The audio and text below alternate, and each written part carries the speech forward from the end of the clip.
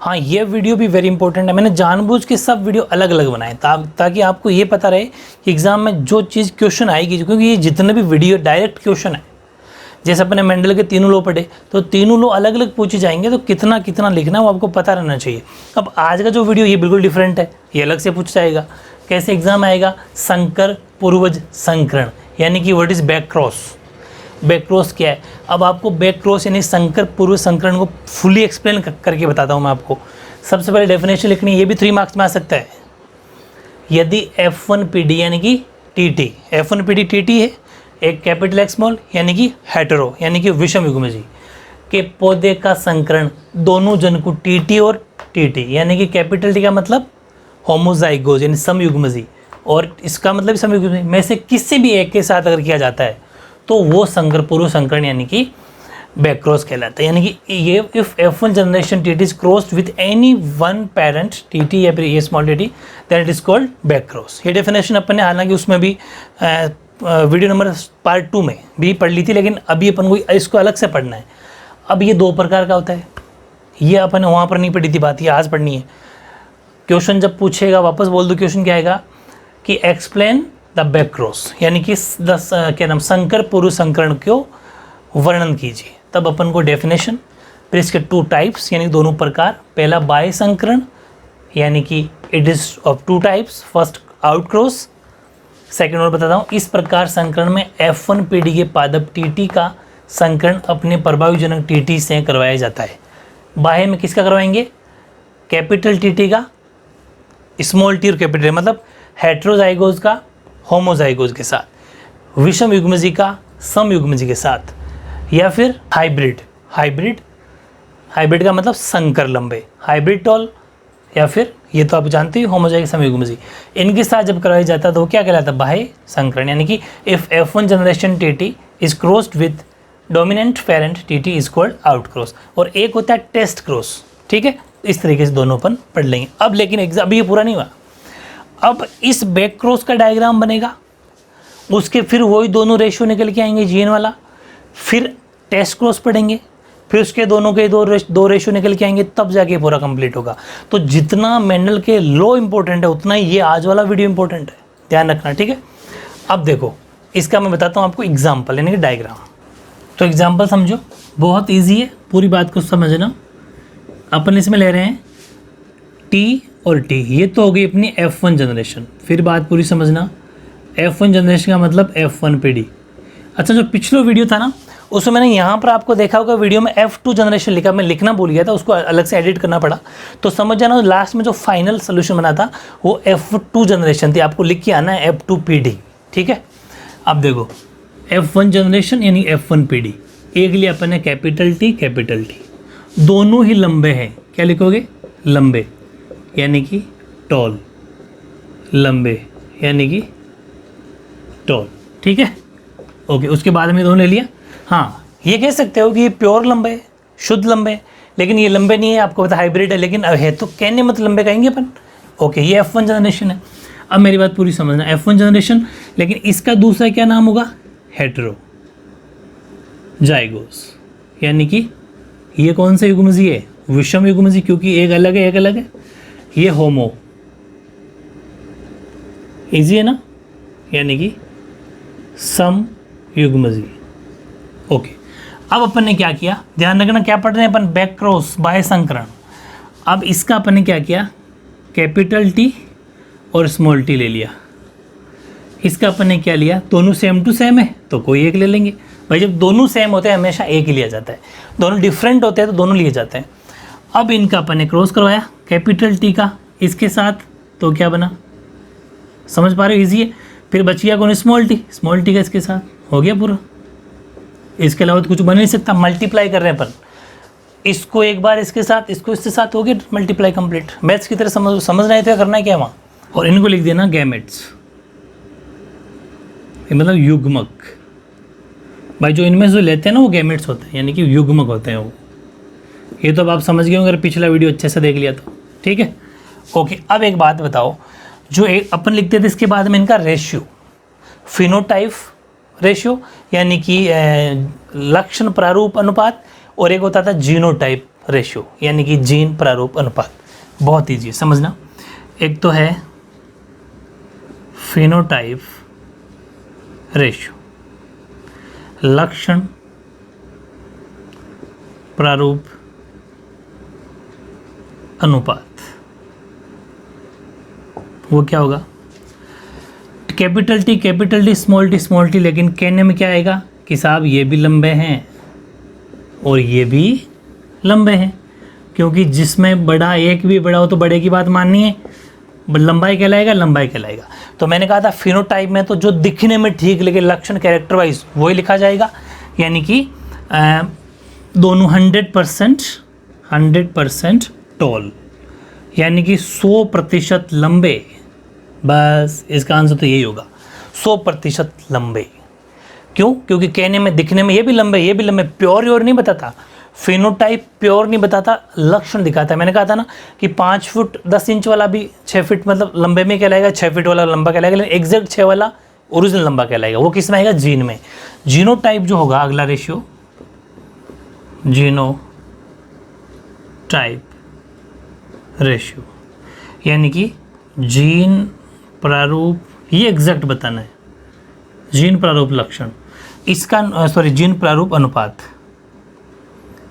इसका अनुपात ध्यान से समझो।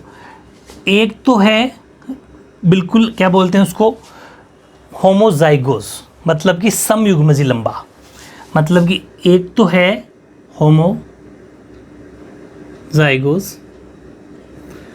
यानी कि एक तो है समयुग्मजी, बात मानते हो, बिल्कुल सेम है, और एक है हेटेरोजाइगोस, यानी कि विषम युग्मजी। एक तो है प्योर लंबा, प्योर टॉल, शुद्ध लंबा, एक है विषम युग्मजी, यानी कि ऐसा कह सकते हो हाइब्रिड। तो दोनों का रेशियो क्या हो गया? 1 रेशियो, यानी कि 50-50 है ये।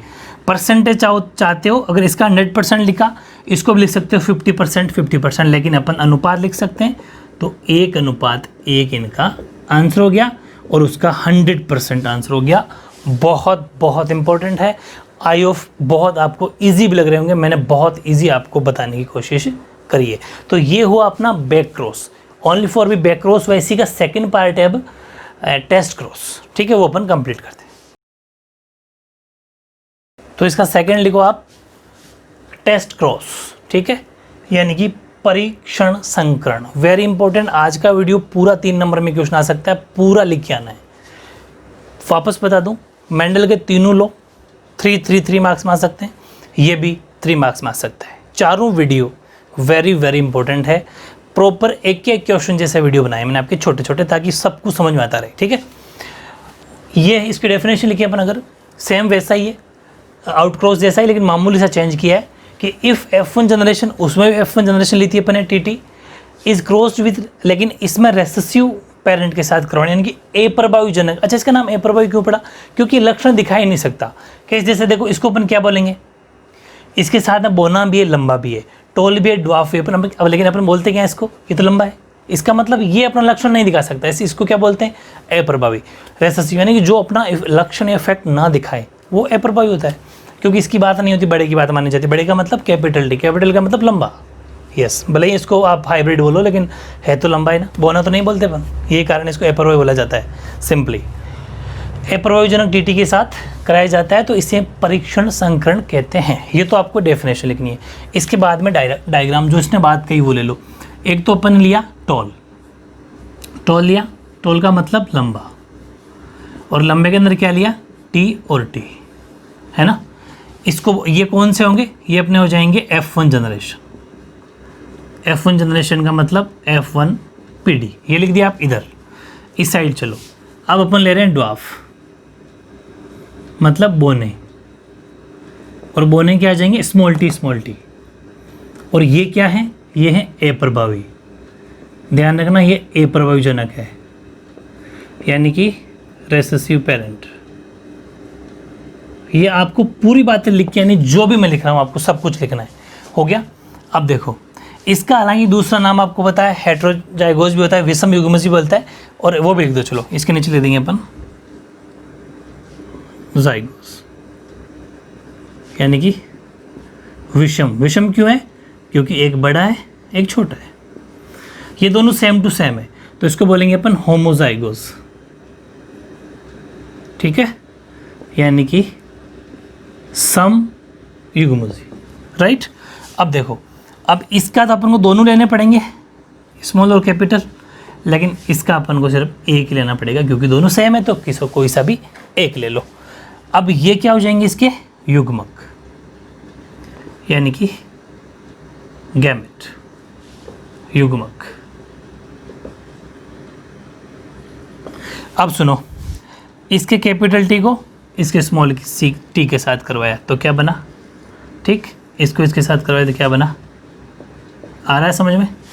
यानी कि कैपिटल टी स्मॉल टी, इसका मतलब ये टॉल हो गया, ये ड्वार्फ हो गया। अब मेरी बात पूरा समझना, टॉल का मतलब लंबाई, एक भी कैपिटल टी है तो लंबे कहलाएंगे, भले ही हालांकि है तो हाइब्रिड, लेकिन लंबे तो है ना, ये हो गए पूरे बोने।